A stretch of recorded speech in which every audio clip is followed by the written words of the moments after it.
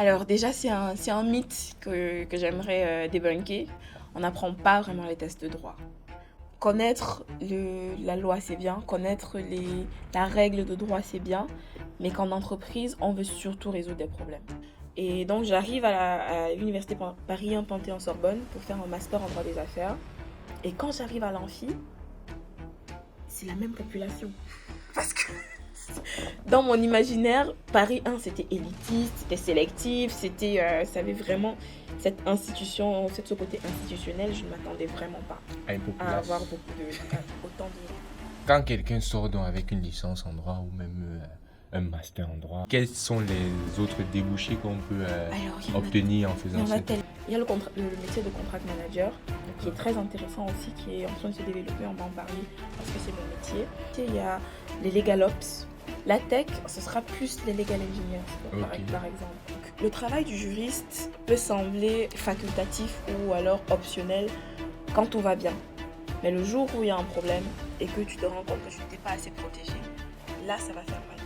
Et si le droit te menait aux grands projets, mais pas seulement aux tribunaux? Aujourd'hui, nous parlerons du droit et des débouchés de ce domaine.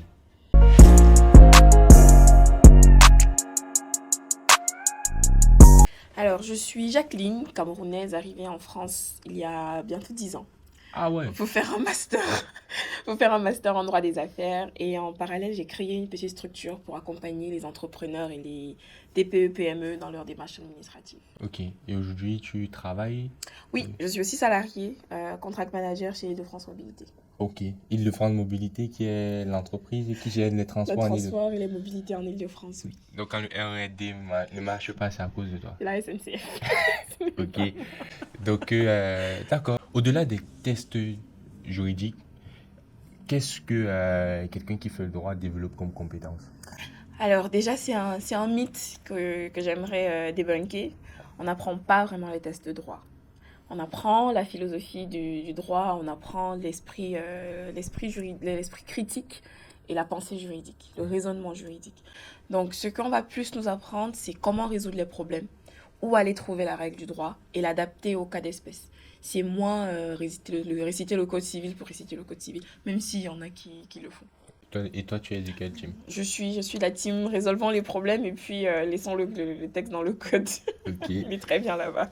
Ouais, parce que moi, je sais qu'avec mon expérience personnelle en entreprise, lorsque il fallait changer de statut d'étudiant à salarié, sachant que en France, le droit des étudiants étrangers, le droit des étrangers même en général, j'ai constaté qu'il n'est même pas bien cadré.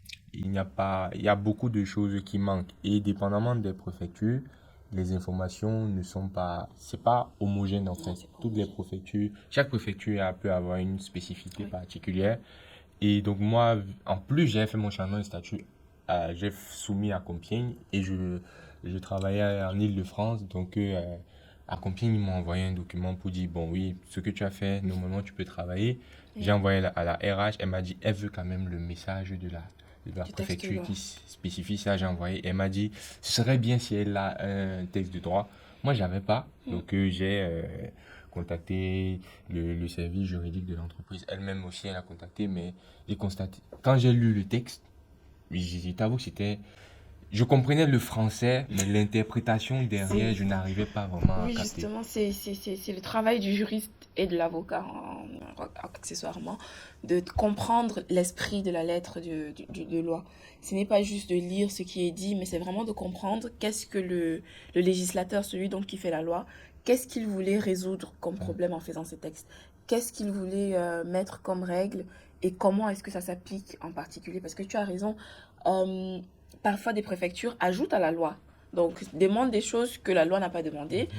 Euh, et ce qu'on peut faire dans ces cas-là, pour quelqu'un qui lit la règle sans vraiment la comprendre, c'est de voir si un tribunal a déjà Mhm. traité ce type de sujet et ce qui a été décidé. En général, les décisions des juridictions sont plus faciles Ouais. à digérer C'est pour pour le le commun des justiciable. Ouais. mortels, quoi. C'est souvent rédigé de façon à ce que ce soit digeste. Bah, c'est surtout ça, parce que c'est des gros textes avec le français, il est souvent au-delà du courant, voire très soutenu. Ouais.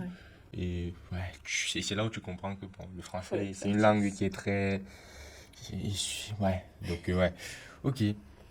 Et donc, en termes de formation en études, comment est-ce que les étudiants en droit, ils étudient dès la première année, est-ce qu'on vous donne des textes juridiques? Comment est-ce que ça se passe? À quel moment tu as cette capacité à interpréter l'esprit et la lettre là? Comment? Alors, c'est une formation en entonnoir, je dirais. Parce que quand on sort du bac, on entre à la fac. En L1, en général, ce sera les principes généraux, donc les institutions, représentent le droit public et le droit privé. Donc, le droit public, c'est ce qui s'applique à l'État et aux entreprises du gouvernement étatique, les collectivités et tout ça. Le droit privé, ce sont les individus, les personnes physiques et les personnes morales qui sont les sociétés. Mhm. Donc, on va apprendre de la philosophie, on va apprendre de l'histoire du droit. Ok. Donc, c'est vraiment pour se mettre dans ce raisonnement d'avoir cette compréhension plus globale de la loi. En L2, on commence à apprendre des matières du droit. Le droit, vraiment, j'aime souvent dire que c'est aussi divers que les études d'ingénieur. Parce que j'ai vu un jour, je pense que l'ingénieur le plus exotique que j'ai rencontré, c'est un ingénieur en matériaux. Ok. Et je lui c'est quoi en fait? Donc le droit, c'est aussi large que ça. Il y a tellement de domaines. On va commencer à nous introduire au droit de la famille, droit des personnes, droit des contrats. On va commencer vraiment à donner de la matière. En L3, on commence un peu à se spécialiser. Chacun connaît déjà un peu ses affinités avec les matières. Moi, j'ai su très tôt que je ne pourrais pas faire du droit des personnes et du droit de la famille Ok. parce qu'il y a beaucoup d'affect. Donc, je n'ai pas cette distance-là Tu mets trop le cœur. avec la, je porte trop les problèmes des gens sur moi. C'est pas bon. Donc j'ai fait droit des affaires parce que au moins on dit no pity in business, l'argent, enfin ça n'a pas de sentiment. Donc pour moi ça allait être plus simple de rester professionnelle, objective si je traitais ces sujets-là. Mm. Donc après on passe en master. En master dans le droit des affaires, il y a encore des sous-ramifications. Contrat, fiscalité, droit des sociétés, fusion-acquisition. J'ai choisi le droit des contrats parce que pour moi c'est central. Mhm. Que ce soit dans les relations personnelles ou dans les entreprises, le contrat est au cœur de la vie de la société. Donc c'est pour ça que je me suis dit, ça me spécialise sans me fermer les portes Ouais, d'autres pour domaines. pouvoir aller, Voilà, c'est un si tu peu veux revenir contrefaçon, dans un autre voilà. domaine plus tard, que Ce tu serait tout sois à fait aisé, quoi. possible. Donc, c'est après cette spécialisation-là que j'ai fait d'autres petites certifications quand j'ai commencé à m'intéresser à la data, par exemple. Ou alors que j'ai pu passer en contract management avec l'expérience et toutes les autres Non. compétences Ok, que j'avais ouais, je ramassées vois. sur le Donc chemin. c'est vraiment au bout de... Un étudiant avec une licence en droit, non seulement il a toutes les bases, Oui, mais il se concentre vraiment vers une oui, spécialisation précise. c'est là où il faut Et là, ouais. choisir.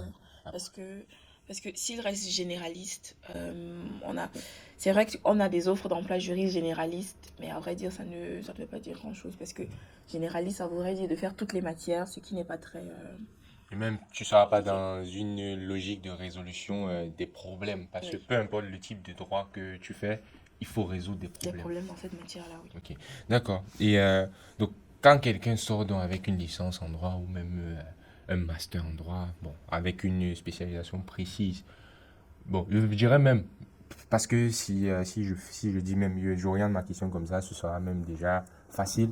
Mais c'est plus par rapport à nous qui avons toujours eu le préjugé, parce que je dis nous, parce que je pense, Les moi-même étudiants. je suis à l'intérieur, que celui qui a fait droit, c'est juriste, c'est même pas, c'est magistrat ou avocat. Mm.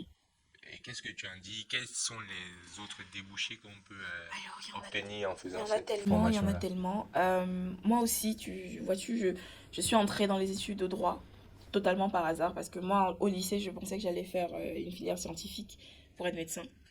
Et j'ai été réorientée en lettres. Donc quand je sors avec mon bac, je ne sais pas trop quoi faire. Je suis ma grande sœur, je fais du droit. Et ce n'est qu'en cheminant dans le pool que j'ai découvert ma voie. Mais en effet, j'avais cette idée. Je savais déjà que je n'allais pas pouvoir être magistrate aussi, par exemple. Pareil pour le détachement, l'objectivité, ça n'allait pas être pour moi. Et je voulais être avocate. Ok. Sauf que j'ai fait mon premier stage en cabinet. Et les horaires, déjà, c'est un tout petit cabinet, hein, dont on faisait facilement 9h, 20h30, avec une pause d'une heure. Ah ouais. Et les jours où il y avait des choses à boucler, des dossiers à terminer, on finissait facilement à 22h30. Ouais. Ensuite, j'ai fait un deuxième stage dans un autre cabinet, cette fois-ci une grosse boîte, une grande boutique, cabinet américain. Et c'était presque la même chose. On finissait rarement dans une journée normale avant 19h30, 20h. Mhm. Les jours où il y avait des choses à boucler, je suis déjà restée au cabinet jusqu'à 23h. Alors, contrairement au petit cabinet, il y a des compensations intéressantes. On va te payer ton Uber, on te paye ton dîner. Il y avait des salles de massage au cabinet. Non. Il y avait le restaurant, la nourriture au restaurant. Mais sur la qualité de vie, ce n'était pas quelque chose auquel j'aspirais. Ouais, en plus, équilibre vie Vie pro, pro, vie vie perso. privée. Bon, après, les avocats, ceux qui sont passionnés par ce métier, ils arrivent à trouver des façons de faire. Mhm. Mais moi, ce n'était pas ma voie. Et j'ai découvert à cette occasion-là le métier de juriste, à D'accord. l'occasion de notre stage de 6 mois que j'ai fait dans le cadre de mes études. Et ça me correspondait déjà mieux. Donc aujourd'hui, en débouché du droit, on en a tellement. Il y a les classiques, hein, magistrat ou avocat. Déjà que magistrat, c'est pas pour tout le monde. Il faut passer l'ENA en France. D'accord. Avocat, il y a un concours aussi, mais qui est plus accessible, qui est plus ouvert. Juriste, c'est vraiment bac+5. On se spécialise dans ce qu'on veut, dans la matière qui nous anime vraiment, et on travaille. Il y a le métier de contract manager, qui est très intéressant aussi, qui est en train de se développer, on va en parler, parce que c'est mon métier. Et il y a d'autres métiers, il y a les legal ops. Les legal ops, en fait, ce sont des opérationnels du droit. Ok. Leur travail, c'est de toujours faire économiser la société, donc automatiser tout ce qui est automatisable. Donc, on va voir dans notre processus contractuel, par exemple, qu'est-ce qu'on fait à la main qui pourrait être automatisé. Mhm. Est-ce qu'il y a pas un outil, une legal tech qui peut nous accompagner sur ces sujets-là, un logiciel en SaaS ou en software as a service, oui, c'est ça, SaaS, ou alors avec un prestataire pour automatiser ces tâches-là. Ok. Tout ceci pour garder l'expertise de l'humain pour les choses dont on ne peut pas se passer. D'accord. Donc, on va se rendre compte qu'en automatisant certaines tâches, on gagne en temps, on gagne en argent et ça fait économiser l'entreprise. Mais tu parlais de, je sais pas, désolé de te couper, tu parlais de legal ops. Mhm. C'est, je vois déjà legal ops, c'est un peu, déjà c'est un anglicisme Oui. et c'est lié vraiment au domaine de la tech. Ou est-ce qu'on retrouve ça partout? C'est un métier de plus en plus qu'on retrouve dans les sociétés. C'est un juriste vraiment qui va essayer d'optimiser la façon dont D'accord. fonctionne le service juridique. Ok. La tech, ce sera plus les legal engineers, Ok. par exemple. Le legal engineer, son travail, ce sera de voir comment est-ce que le métier de juriste, ça rime avec toute cette entrée dans l'IA, les données, etc.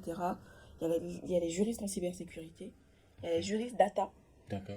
il y a les juristes en cloud. Donc, Ok. c'est vraiment aujourd'hui un métier qui évolue avec son ère. Oui. Donc, on a les classiques qui vont rester, le juriste fiscaliste, on aura toujours le juriste en droit de la concurrence, on aura toujours, je pense aussi, le juriste contrat, ce qu'il en faudra. Mais vraiment, le métier de juriste, c'est quelque chose qui, je trouve, évolue bien avec son temps. Et quand tu as un juriste en cloud, par exemple, Oui. est-ce qu'il doit savoir, il doit maîtriser le cloud? Maîtriser, non, parce que sinon, il serait ingénieur. Ok. Mais il doit comprendre comment ça fonctionne. Il doit D'accord. comprendre ce que c'est. J'ai une amie qui est juriste en cybersécurité dans une société qui fait de la cybersécurité. Elle doit comprendre quand les geeks parlent de leur sujet. Elle doit savoir les concepts. Elle doit pouvoir comprendre les enjeux. Parce que comment tu protèges quelque chose que tu ne contrôles pas. Elle doit comprendre les risques qui sont liés à ces questions particulières pour pouvoir derrière sécuriser, verrouiller la pratique de la société.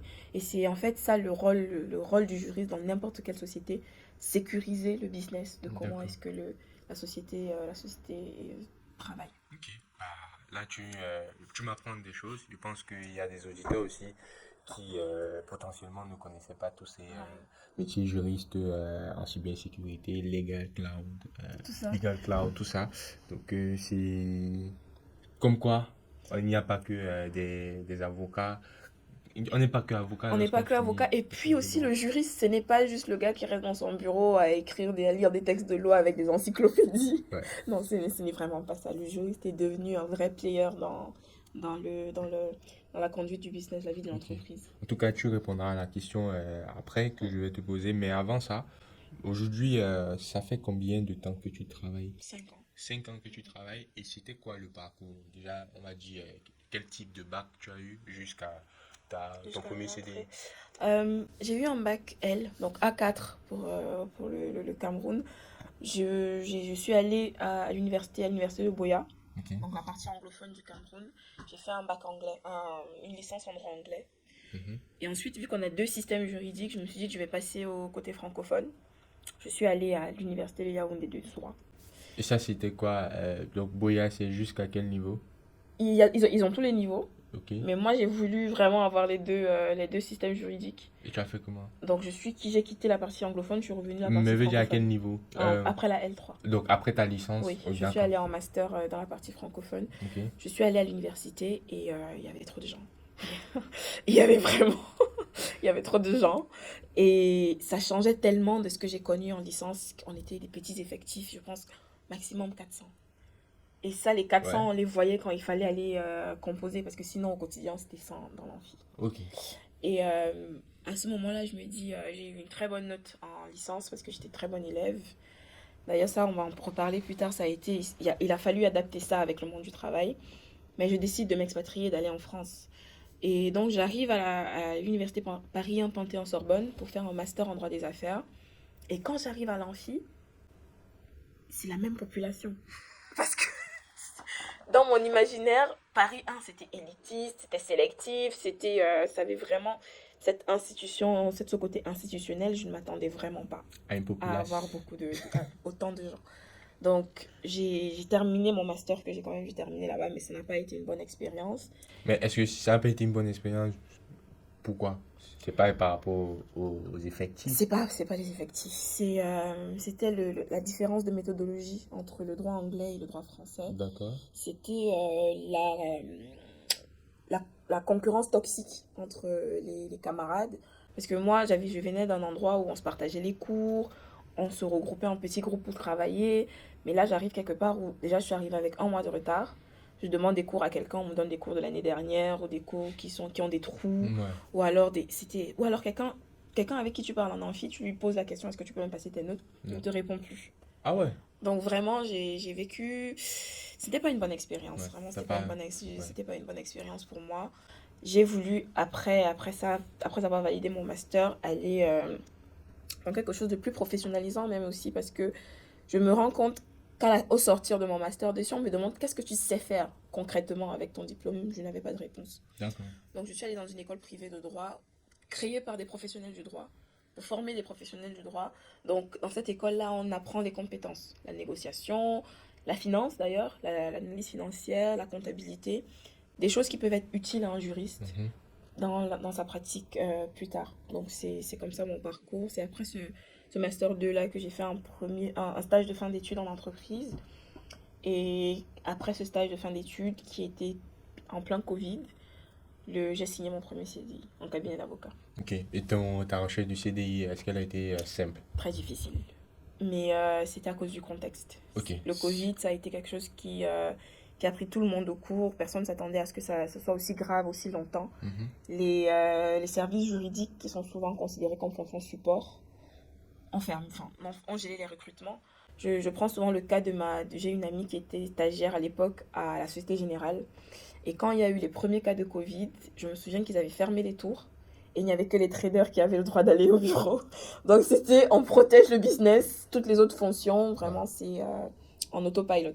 Donc vraiment, cette conception du droit, fonction support, ça a coûté très cher pendant le Covid, parce que personne ne voulait recruter. Ok. Et donc moi, c'est grâce au réseau de l'école, finalement, que j'ai pu trouver mon premier poste, mon premier CDI. Ouais, c'est nécessaire d'avoir un juriste à plein temps dans une entreprise. Alors, à plein temps, peut-être pas, en fonction de la taille de l'entreprise. Ok. Parce que quelqu'un qui gère, par exemple, une micro-entreprise n'a pas forcément les moyens d'avoir un juriste à plein temps. Mais de la nécessité d'avoir un juriste dans toute entreprise, c'est comme si tu posais la question, est-ce que c'est nécessaire d'avoir un médecin dans un hôpital? Ok. C'est aussi central que ça. C'est aussi central que toi, quand tu vas sur Internet et puis tu tapes le nom d'un site et puis tu vois en haut, c'est seulement HTTP, il n'y a pas de S. Tu vas te dire, je ne vais pas rester là quand même. Donc, même si le S du HTTP ne te donne pas toute la sécurité parce que les gens l'achètent ou alors les gens le contournent, ça te donne quand même un sentiment d'avoir un cadre qui te protège.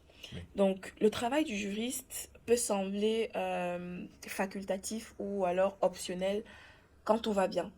Mais le jour où il y a un problème et que tu te rends compte que tu n'étais pas assez protégé, là, ça va faire mal. Donc, j'aime souvent prendre le dicton camerounais qui dit que le moins cher est cher pour dire que l'économie que tu fais en te passant des services du juriste, parce que tu te dis, j'ai besoin de conditions générales de vente pour mon site internet, ChatGPT peut me les faire, j'ai besoin d'un contrat, ChatGPT peut gérer ça.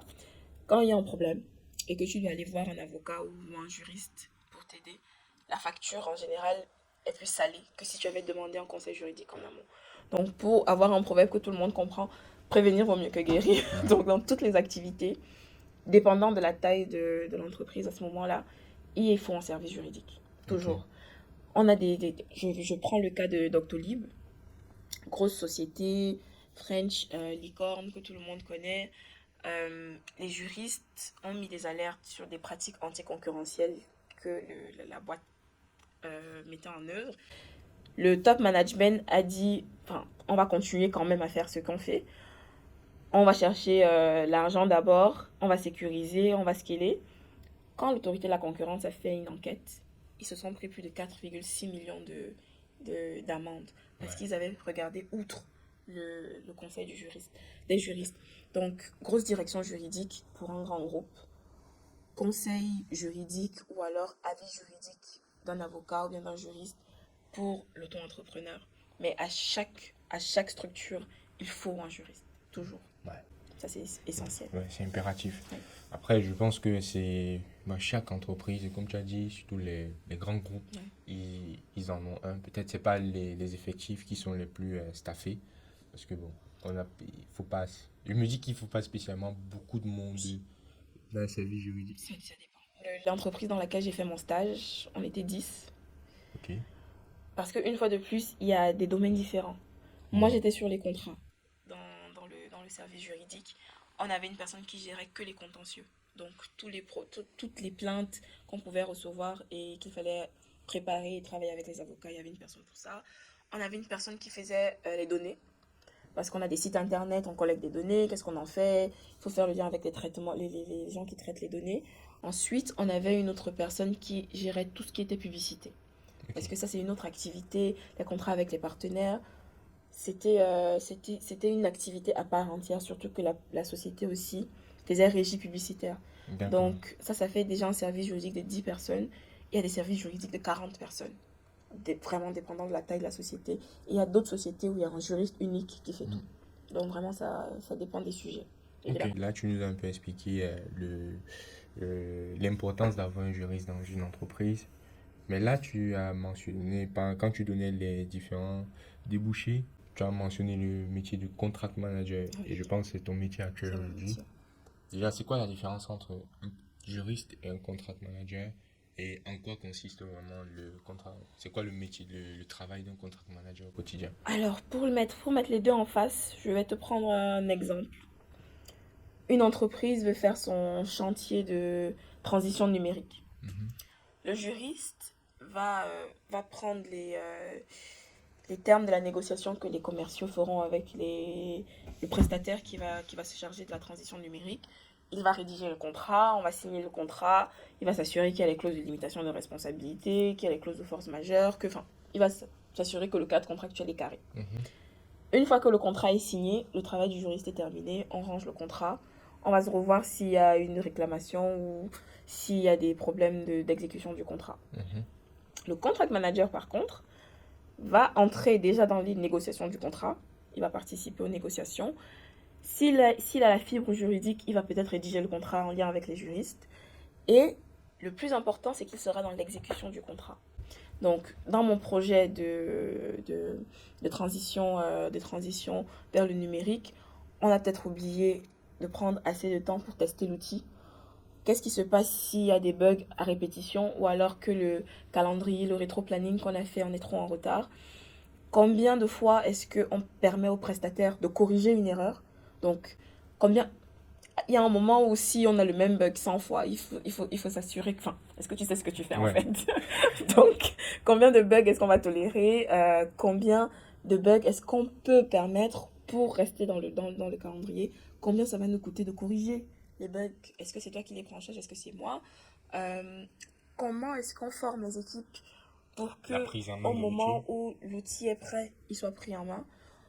Le but du contract manager va vraiment être de sécuriser l'exécution du contrat de telle sorte que l'idée que les investisseurs avaient en le signant soit au rendez-vous à la sortie. Pour un projet, ça c'est un projet dans le numérique, prenons un projet de construction. Je veux construire un immeuble avec des logements étudiants pour qu'il soit disponible en septembre. Parce que septembre, c'est la rentrée et que tout le monde va vouloir un logement. Mais maintenant, à cause des retards, à cause des non-conformités, à cause de d'X ou Y, je suis en train de prendre du retard sur mon planning. Et si je prends du retard sur mon planning, mon projet est moins rentable que si on le livre à temps. Le rôle du contract manager, dans ces cas-là, ce sera de voir les risques, d'analyser les risques, de trouver les moyens de les mitiger pour que, en fin de compte, l'investissement soit sécurisé. Donc, sur tous les projets où il y a un contract manager, c'est ça son but. Le but, c'est vraiment que la finalité du contrat soit au rendez-vous. C'est un métier qui est ouvert à plusieurs expertises. Il y a des juristes contract managers, des ingénieurs contract managers, des chefs de projet de formation, des gens qui viennent du business, des acheteurs. C'est vraiment un métier transversal dans lequel la valeur ajoutée, c'est vraiment résoudre les problèmes. C'est vraiment être le garant vraiment du contrat. Le contract manager travaille de main dans la main avec le chef de projet. C'est comme son conseiller. C'est le chef de projet, en fin de compte, qui aura le dernier mot. Mais dans l'exécution et dans la garantie de l'exécution, le contract manager a vraiment une place centrale. Et puis les missions sont super intéressantes, hein, parce que vu que c'est un métier opérationnel, on travaille sur des sujets super intéressants, les centrales nucléaires, les complexes immobiliers, enfin même les gens qui sont dans la tech. Il y a Accenture qui est par exemple spécialisé dans le contract management tech. C'est très intéressant. Ok. Si vous voulez être contact manager, allez écrire à Jacqueline, elle pourra vous donner plein de conseils. Et donc, en tant que contract manager, c'est quoi les gros challenges auxquels tu peux faire face dans ce métier-là? Je dirais deux types. En interne, la légitimité. De parler à des personnes qui ont parfois 10-15 ans d'expérience en leur disant que voici ce qu'il faudrait faire dans ce cas-là. Ils vont te dire, ouais, tu es jeune, tu sors de l'école, tout ça. Mais il faudrait pouvoir affirmer la solution qui est souvent évidente. Mais par ego ou par, je ne sais pas, parce qu'on a toujours fait comme ça, c'est difficile de changer les habitudes. Allez, juste sans te couper, quand tu dis la légitimité, c'est parce qu'en face, c'est des personnes techniques à qui tu viens de dire qu'il Souvent. faut cadrer. C'est pas des personnes qui sont dans on va dire, la juridiction comptable. Non, c'est pas des, Ouais, c'est pas en des face, juristes. c'est que tu as C'est des souvent les techniciens. techniciens. Ok. C'est souvent le technicien ou alors le DAF, le directeur des affaires financières qui n'a pas envie de dépenser. D'accord. Et c'est un métier nouveau, c'est un métier en construction, comme je disais. Donc, tu n'es pas un juriste avec 10 ans d'expérience à qui il dirait, ok, toi, tu sais ce que tu fais depuis, je ne sais pas. C'est vraiment un nouveau métier. Et donc, il va se demander, attends, tu es qui? Et surtout que, comme tu as dit, c'est plus des recommandations que tu donnes. Oui, justement, c'est plus des recommandations que tu donnes. Donc, pourquoi est-ce que je devrais suivre ce que tu es en train de me dire de Et que je faire? peux prendre le risque de ne pas, Voilà. de ne pas Donc, respecter. en fin de compte, même le juriste, jamais il ne va forcer à faire ce qu'il dit, hein. C'est toujours des recommandations, mais qui seraient bien de suivre. Donc ça, c'est en interne. Maintenant, vis-à-vis de la partie de tes contradicteurs ou alors des autres prestataires, ce qui est souvent difficile, c'est de s'aligner. Parce qu'ils défendent leur contrat et leurs prestations. Et les Toi, tu intérêts. défends les intérêts aussi de celui que tu représentes. En fin de compte, je pense que c'est toujours utile de remettre le projet sur la table. Parce que tous les deux, on travaille pour la réussite de ce projet. Donc, une fois qu'on a quelque chose en commun vers qui regarder, on prend moins personnellement les demandes de la personne en face. Et on a plus une réflexion opérationnelle, réussite du projet, accompagnement de cette réussite-là. Donc, c'est cet ajustement, négociation, communication, ne pas prendre les choses personnellement, qui peut être compliqué. Oui. Ça, avec ça, la gestion de tous les sujets, parce que vraiment, tu as tout le contrat devant toi. Il ne faudrait pas qu'une deadline ou alors un jalon du rétro-planning te passe sous le nez et tu l'avais oublié. Donc, c'est vraiment prioriser les tâches et communiquer. Ouais. Mais il faut savoir désamorcer en fait les potentiels conflits ou malentendus. Ça, j'ai vu pendant qu'on préparait les JO avec nos discussions avec la RATP. C'est une grosse maison, hein, c'est une institution. Ils ont leur expertise vraiment ancrée depuis des décennies dans les transports en commun. Île-de-France Mobilité, avec les modifications qu'elle a reçues, c'est une nouvelle autorité organisatrice relativement nouvelle.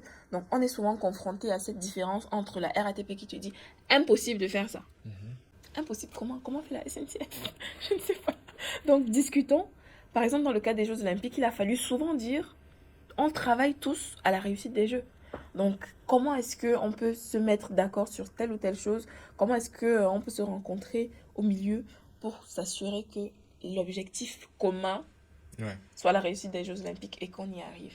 Et on y arrive. Non, en tout cas, vous y êtes arrivé parce que déjà, c'était costaud. Ouais. C'était Sachant que Paris, c'est quand même, je crois, C'était la un- deuxième ville la plus visitée au monde. c'était un grand Pendant tournoi. les Jeux Olympiques, C'était t'as beaucoup de monde. Et je me souviens que j'ai pris la ligne 7 parce que j'allais au camp, comment on appelle ça? On va dire le camp de base des supporters au Club de France, Ouais. où les champions allaient célébrer les victoires. Et j'ai pris la ligne 7. En fait, tout était fluide, en fait. Et même dans les commentaires, tu vois beaucoup de Français, les Français qui sont assez râleurs, ils ont dit, non, les Jeux Olympiques, c'était bien. Ils ont, la RATP, ils ont bien bossé. C'était bien fait. Pour l'anecdote, j'ai une amie qui m'a écrit pendant les Jeux Olympiques. Ah, je suis passée par Gare du Nord et ça ne sentait pas mauvais. Vous ne pouvez pas faire ça tout le temps. On peut faire ça tout le temps, mais ça demande un investissement costaud qu'on ne sait pas comment absorber à ce jour. Donc voilà.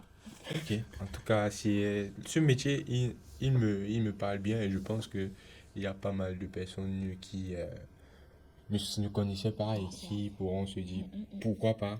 Parce que je pense qu'on est dans une ère où on fera plus 20 ans, 50 ans au même poste. Moi, je sais que je ne ferai pas ça. Je pense. Actuellement, je suis bien dans ma boîte, hein, Ouais. donc peut-être qu'il y a mes collègues qui regardent. Qui Je écoutent. suis encore là, mais je peux vous dire que Je ne bon, garantis pas. je ne serai pas là avec vous peut-être dans 10 ans. Parce que je pense que je voudrais voir autre chose. Je pense. Et c'est ça qui est beau. C'est ça qui est beau aujourd'hui avec le marché de l'emploi. Moi, par exemple, mon parcours, il s'est construit vraiment de l'idée initiale d'être avocate que j'avais à mes expériences en cabinet, à mon expérience de juriste, à passer en contract manager. Vraiment, ça se construit. Et c'est déjà, le marché est ainsi fait, hein. Il est plus facile d'évoluer quand on quitte une boîte pour aller dans une autre que d'évoluer en interne. C'est comme ça que Ouais, c'est fait. c'est Donc, comme ça. rester ouvert à écouter et à apprendre de nouvelles choses. Parce que même pour rester compétitif, même pour que le nouveau diplômé ne vienne pas te détrôner sur ton poste parce que lui, il a appris une nouvelle compétence que tu aurais pu apprendre sur YouTube University. Il faut, il faut rester compétitif. Ouais. En tout cas, c'est pas mal. Merci pour ce partage sur ce métier de contract manager. Et donc, je vais dire un peu, c'est quoi quand tu regardes le parcours et aujourd'hui, après 5 ans d'expérience, de vie professionnelle, qu'est-ce que tu aurais aimé savoir avant cette transition ou même au début? Alors, j'aurais aimé qu'on me dise que connaître la loi, c'est bien, connaître la règle de droit, c'est bien, mais qu'en entreprise, on veut surtout résoudre des problèmes. On veut faire du business. Donc, ton exposé de la règle de droit, quand quelqu'un va te poser la question, ce sera pour lui dire comment est-ce qu'il peut atteindre l'objectif qu'il veut avec la loi qui est en vigueur. Moi, j'ai été très bonne élève, donc ça a été un switch à faire dans mes premières expériences professionnelles, de se dire, ok, il ne me demande pas un exposé de ce que dit la loi, il veut savoir ce qu'il peut faire avec la loi. Comment j'applique la loi à ce À ce problème? problème, oui. Et avec ça, le choix du premier stage est très important. Ok. Le choix du premier stage, surtout, je ne sais pas comment c'est chez les ingénieurs, mais chez les juristes, je trouve que c'est essentiel de bien choisir son premier stage. Parce que pour une raison qui m'échappe, les recruteurs ont tendance à penser que si on a commencé dans un domaine, on ne peut pas switcher. Pourtant, on fait 6 ou 7 matières différentes à la fac. Et on les fait très bien parce qu'il faut valider le diplôme. Moi, j'ai fait mon premier stage en audiovisuel, alors que je voulais faire une carrière dans l'énergie. Ok. je n'ai jamais pu switcher avant de devenir contract manager. D'accord. Donc, si je n'avais pas switché pour être contract manager, jamais je n'aurais travaillé sur la construction d'une centrale nucléaire ou des choses comme ça. Parce que quand tu déposes ton CV devant quelqu'un de chez Total, il va dire « Oh, tu as fait de l'audiovisuel, c'est pas vraiment comme ça qu'on travaille ici, c'est différent. » Ok, mais je peux apprendre.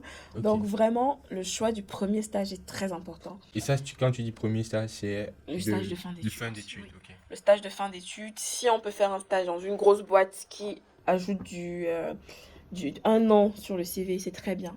Mais si on n'a pas d'opportunité dans la grosse entreprise du CAC 40, une petite entreprise du domaine dans lequel on a envie de travailler, ça fait l'affaire. Et à défaut des deux, vraiment, on prend ce qu'on trouve. Mais il ne faut pas prendre ce qu'on trouve en se disant qu'on va s'adapter demain. Ok. Il faut vraiment avoir la vue de la carrière qu'on veut avoir, le domaine dans lequel on veut exercer et cibler les entreprises, quitte à commencer petit et à grandir plus tard. Mais il faut être dans ce domaine-là. Ok. Et donc, pour sortir de cette vidéo, parce que là, on est vraiment vers la fin, et ça me vient à l'esprit, et c'est pour ça que je me suis dit c'est bien de sortir par là, parce que dans le milieu, et je suis Camerounais comme toi, j'ai eu à entendre souvent le bac A, c'est pour les gens que, bon, en seconde, en troisième déjà, ils ont bataillé avec la physique, chimie, technologie. Les maths encore, c'était compliqué. La SVT, bon, ils se débrouillaient un peu. Donc on a dit, allez en seconde A aussi. Avant, tu peux aller te débrouiller. Donc, quel est pour toi le conseil ou le message d'encouragement que tu pourrais donner à un jeune à qui on est en train de dire, ou même à qui on a dit que le droit, en fait, ne sert à rien? Alors déjà, j'espère qu'il n'y croit pas, parce que ce n'est pas vrai. Le droit sert à plein de choses. D'ailleurs, on peut difficilement concevoir la vie en société et la vie des entreprises sans le droit. Le droit est central, il a sa place. Et ce n'est pas la matière des oubliés, des gens qui ne peuvent pas faire les filières scientifiques. On a tous des compétences différentes, des affinités différentes avec certaines matières. Moi, par exemple, je disais que je voulais faire médecine. Ce n'est pas parce que je n'avais pas de compétences en physique, chimie ou autre chose. C'est vraiment l'orientation que j'ai reçue. Et avec le droit, on peut faire tellement de choses. Même devenir princesse, de regarder Meghan Markle. Regarder Meghan Markle. Donc, c'est aussi divers que l'ingénierie dans ces filières. Et si vous avez... Il y a des gens qui sont vraiment passionnés. Ils savent ce qu'ils veulent faire. Je vais être magistrat, je vais être avocat. Il passe le CRFPA 3 fois. Il va dans un autre barreau pour avoir son barreau et venir faire une équivalence. Si c'est votre passion, foncez.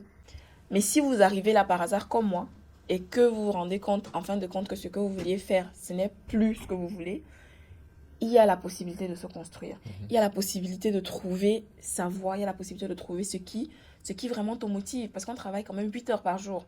Donc, il ne faudrait pas que ce soit quelque chose qui te vide. Il faudrait que ce soit quelque chose quand même que tu aimes faire, même si ce n'est pas le projet de ta vie. Il faudrait que ce soit quelque chose dans lequel tu trouves une certaine satisfaction. Et c'est en ça que je suis bien contente d'avoir trouvé le contract management et avant ça le droit des affaires. Mais le droit est tellement varié que pour quelqu'un qui veut faire de la tech, de la data, de la cloud, de cybersécurité, il y a de la place pour tout le monde.